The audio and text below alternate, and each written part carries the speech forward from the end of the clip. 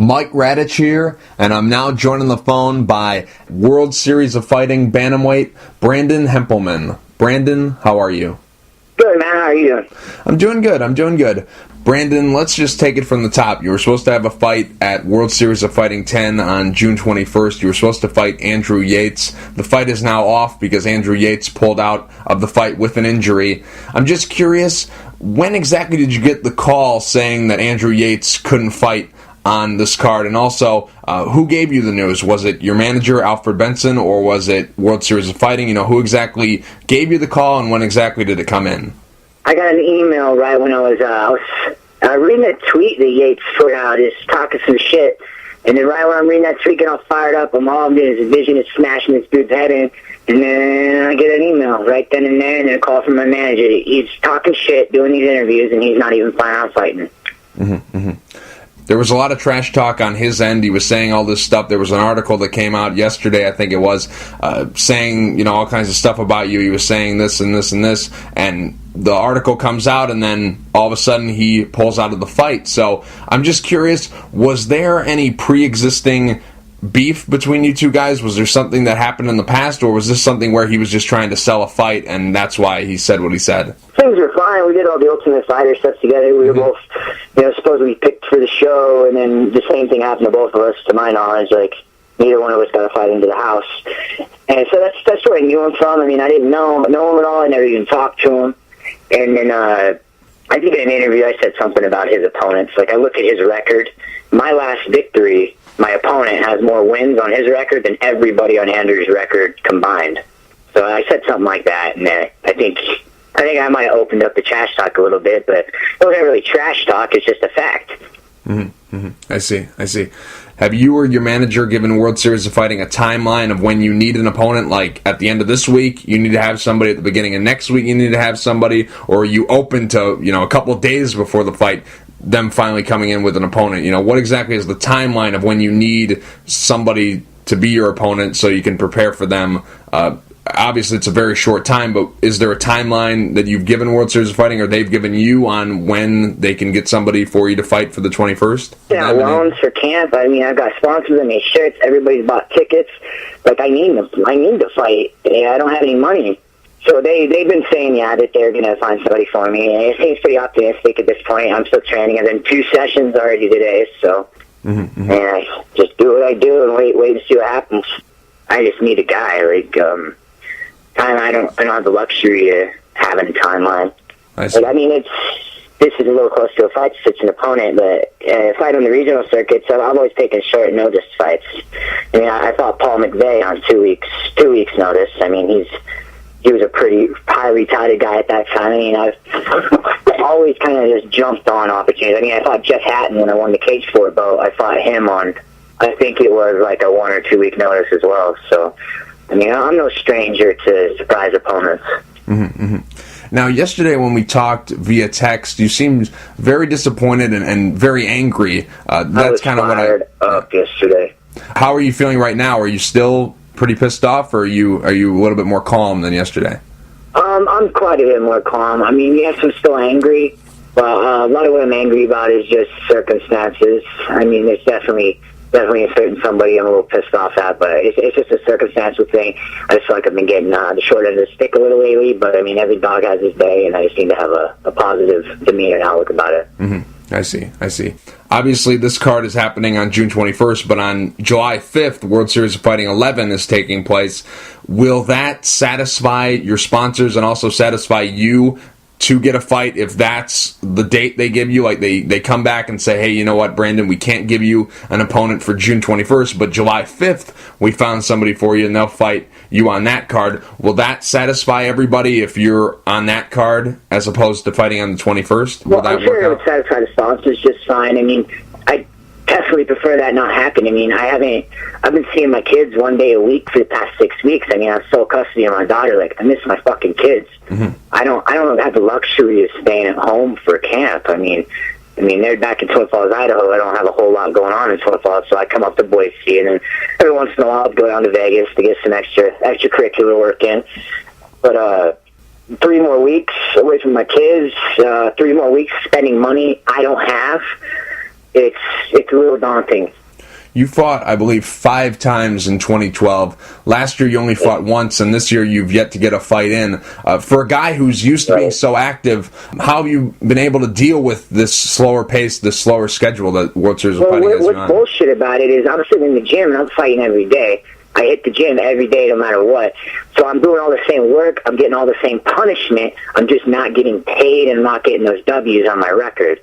So it's like everybody sits there like, oh, he's only 9-2. Like, well, fuck that. If you really want to count it, but if people have to spar and the training I do, like, I've got the equivalency of probably 30, 40 fights. I just haven't gotten the opportunity to, get in the actual cage and fight an opponent. I've just been having to sit in the gym, and I still have that ADHD where I just go, go, go, and it's not healthy. It's not healthy to do this. I'm doing it for free right now, and it's bullshit. Mm-hmm. Now, in your last fight against Marlon Moraes, you were cut up pretty bad, so a lot of people assume that was maybe the reason why you've been on the shelf, waiting to heal up on the facial side. No, not at all. I was ready to fight 8 weeks later. I see. I broke my leg. That's what happened in that fight. I broke my fibula. I got a little golf ball in there now. It's all healed up. Everything. Like, well, you didn't check a leg kick. Yeah, you just tell them try checking Marlon's leg kick. That was the fastest kick I've ever seen. Mm-hmm. But that was the injury. The cut was nothing. There was little superficial cuts, little scrapes. They bleed. You get a little pinprick on your forehead, it's going to bleed everywhere. Mm. It wasn't a huge cut. It was a new cut, too. I mean, against popular belief, it wasn't, just the scar tissue opening up. Like, he punched me right in the middle. I slipped on the center of the cage of the decagon, and he punched me right in the forehead and opened up a cut. So. Mm-hmm, mm-hmm. So what's healed in 2 weeks? Mm-hmm. So what's been the holdup for you? Getting back into the cage. They've run it. I was actually supposed to fight Pablo Alfonso in January down in Florida, and Pablo got hurt maybe 3 weeks before that fight. Supposedly that's I was out of the loop. My manager was doing all the talking. Then he wasn't. My old manager, he wasn't forwarding emails or anything. So that was the word. The word on the street was that he got hurt. So I didn't have a fight for a time. Then I was going to fight him again, and then I heard, I'm not fighting him. I heard Cody Bollinger's fighting him, and I heard that online. And then I was fighting another guy. He backed out. Now Andrew backed out. So. Mm-hmm, mm-hmm. If you could just take a guess, how many fights do you think you've lost out on the regional circuit? Like, how many offers have you gotten, or offers that you could have gotten had you not been with World Series of Fighting? Like, just throw out a number there. Like, how many fights do you think you would have gotten in on the regional circuit from when you last fought Moraes till now? At least 6. I mean, I've passed over 4 or 5 offers, but that's without even looking. That's just people asking me to fight. I mean, Boise, we've got some new promotions coming to town. Our athletic commission in Idaho is it's pretty pathetic. We got a ton of talent here, but we all have to travel to fight because there's no fights around here. But I mean, it's starting to come back. Promoters we're getting more credible promoters in here that aren't making it such a shit show. So I think we're growing that way. And I'm one of the people that they look at as a figurehead of the MMA community here. Me, Jesse Brock, guys like that. So I could be fighting on every one of those shows pretty much. Not to mention Cage Sport or Showdown Fights or any of these other regional shows. Mm-hmm, mm-hmm. Are you a full-time fighter, or do you work a second job? My second job was always, I used to work on my family's calf ranch. We raised dairy Holstein heifers in Jerome. I quit that a couple years ago, and I started, I'm a gymnastics coach as well, and then a personal trainer. So I was working at the Gold's Gym in Twin Falls, and I actually took off that job for right now just to concentrate on this fighting thing, or this particular fight. After the fight, I'm going to go get certified in Suple's bag training, those Bulgarian bags, and I'm going to start teaching some classes and doing some stuff there, I think. Mm-hmm. I see. Now, your last we have some of the best wrestling in the world here in Boise with the Suples. We got Ivan Delchev, Ivanov, and he's just badass. And then not to mention they got Jim and Wendell. Like, we got some awesome wrestlers here. Mm-hmm. Definitely. Now, like I mentioned, your last fight back at World Series of Fighting 4 was against Marlon Moraes. That was a fight where you showed the things that you can't coach. You can't coach heart and you can't coach toughness, and you showed that in that fight.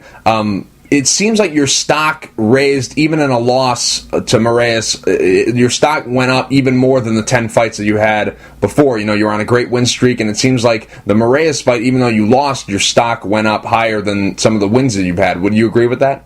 I definitely agree. with that. I mean, I took the fight nobody else would, and then I proved that I could, hang in there. So, like, I wasn't their first choice for that particular fight anyways, from what I heard. Like, they offered, and I jumped on it in 5 minutes.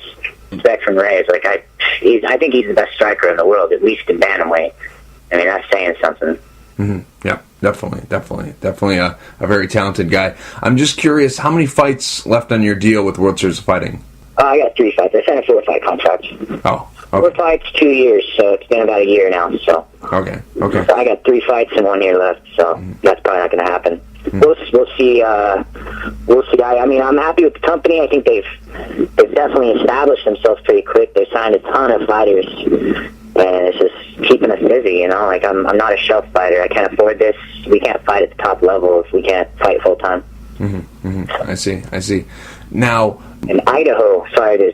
Oh, God. But we don't have the people here to be like personal trainers or the gyms and things like that these other fighters do, or teaching private lessons. Like, we don't have that privilege here. There's not enough people, and they don't pay enough money, so we have to get.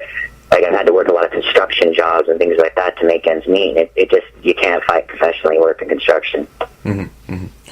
There's a lot of great guys in your area. Scott Jorgensen, he just had a great performance in the UFC, took home a Fight of the Night bonus. You also have Jesse Brock, who's going to be fighting Anthony Burchak for the MFC title. Very talented guy, has done a lot of good things as of late. You have Ricky Steele, who's a very talented up-and-coming guy. You have a lot of talent in the area. I'm just curious, why are these guys flying under the radar? Obviously Jorgensen is kind of the main guy. He's got a lot of eyeballs on him because, he fought in the WEC, fought for the title at one point in time. He's been in the UFC for a while. He's fought some very good competition. He's headlined some events. But besides him, some of these other guys have not gotten the recognition or have not gotten the push from bigger shows to showcase their talent, because a lot of those guys have the talent. It's just they haven't gotten that chance. What is it about the area that you're not getting that push? Is it just the area that you come from where it's not? Location. We're from Idaho. A big thing we need that guys on the big scene. I mean, we got young guns. I mean, he just went and had a phenomenal fight in the UFC. Proved. I mean, he reestablished himself. He reinvented himself. He went back to his roots, and he went out there and he mixed his striking, his wrestling together. I mean, we need guys like Scotty, our front runners, to build that platform for us. To help us get recognized. So I think that's a big part of our problem in this area is we don't have the higher ups, we don't have the Uriah Favorite types hyping us up and comers. Now, this whole situation, if you're not able to get a fight and continue being on the shelf, something is going to have to change. Like, are you considering different avenues in your life? Like how much of an impact will this make? That's the heartbreaking part. I've done this. I've been a competitor since I was a little kid. This is all I've ever known. I grew up doing gymnastics. I mean, I competed for trampoline and tumbling for the United States. I mean, I was being groomed for the Olympics when I was a kid, which my family went bankrupt, keeping me in that sport. And then so when I hit adulthood and I didn't have anywhere to focus, I found fighting, and it got me out of trouble. Like I was lost. I was just in trouble all the time. I had all this energy. I had no focus, no direction, and fighting gave that to me. And now it's like just circumstance is stealing that from me. It's not letting me, express myself. It's not letting me fight. It's not letting me evolve. And I'm having to do something else because I can't live like this anymore. I live in my sister's basement. I live in my parents' basement. Like I'm just on couches. I'm training. I miss my kids. Like it's definitely time. Something's got to happen. Shit or get off the pot. Right. Now, how long is the leash on keeping this dream of fighting alive? Like how long can you keep going the way things are before you have to say, I got to change it up? Very short. I'm not going to quit fighting. I can't. I've invested too much. I got one of the best jiu-jitsu teams, not just in the area, but in the country. My coach is Mitch Coates. He's Alexander Paiva black belt. I mean, Alliance Jiu-Jitsu were like 10 times world champions. I mean, just last week at Worlds, Paiva is up there with his team on first place on the podium. So I mean, I'm going to keep doing the jiu-jitsu and I'll keep fighting, but being a full-time fighter and being committed to just fighting, like I can't do it. And I can't do it after this fight. Like this is it. I can't. I don't have the money for it. So I have to move. I have to get a job. I'll have to make paying my bills, number one, because I've been neglecting that for the past 3 years. I don't think I haven't paid a medical bill in 3 years, and trust me, I've had a lot of them. Right. Now, if World Series of Fighting comes back, in a day or two and says, "Hey, we got you a fight," will this change things for you, or will it still kind of be, the same thought process that you've had? I can't keep going. Thought process. I'm panicked. I mean, I need to make something of this. So I still have to get the job. I still got to make the money, but it'll make it a lot easier. It gives me way more leeway. It'll give me enough money to get my own place. I'll like go out there and get that W. Right. It'll give me money to move to Boise and to find the right job instead of just, I won't be quite as desperate. Right. I see. Now, let's just say that World Series of Fighting comes back to you and says, hey, we can't find anybody to fight you at 135, but we have someone who will fight you at 145. What do you tell them?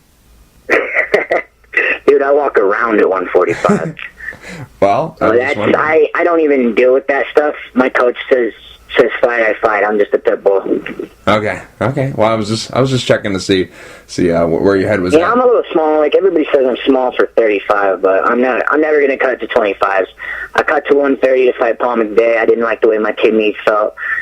I don't think I'm not a big fan of these huge weight cuts. I think it's cheating. I think we're gonna pay problems later in life. We're gonna have kidney problems. We're gonna have all these organ failures, and I don't want to die to drop weight, but I'm also not gonna get jump up a weight when I don't belong there either. Right. It's that point of diminishing returns. Just because you can make a weight class doesn't mean you should be fighting there.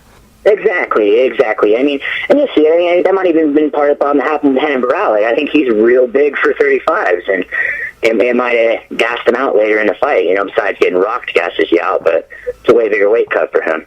Right. Absolutely. You see it with Aldo, too. People say he backs out the end of the fight. Well, of course he does. He can't be in that great shape. I mean, you got more muscle mass, you're bigger. That means your heart rate's going to have to sit higher. You got to feed those muscles. Yep, definitely. There's a lot of these guys who are doing these drastic weight cuts of weight classes. They're taking diuretic. Yeah.